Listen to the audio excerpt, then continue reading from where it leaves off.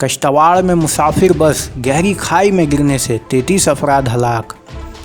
जम्मू व कश्मीर के ज़िला कश्तवाड़ में एक मुसाफिर बस के गहरी खाई में गिरने से करीब 25 अफराद हलाक जबकि दीगर 1 दर्जन ज़ख्मी हो गए हैं। यह हलाकत खेज सड़क हादसा पीर की सुबह पेश आया। मौसूल इत्तलात के मुताबिक पहाड़ी ज़िला कश्तवाड़ में कैशोन से ज़िला हेडक्वार्टर्स कश्तवाड़ जा रही एक मिनी बस कैशोन में ड्राइवर के काबू से बाहर होकर एक गहरी खाई में जा गिरी, जिसके नतीजे में करीब 33 अफराद हलाक हो गए जबकि दीगर 1 दर्जन ज़ख्मी हैं।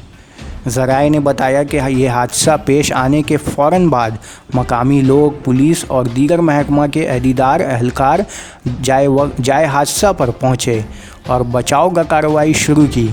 उन्होंने बताया कि ज़ख्मियों को इलाज व मुआवजा के लिए ज़िला अस्पताल कश्तवाड़ में मुंतकिल किया गया।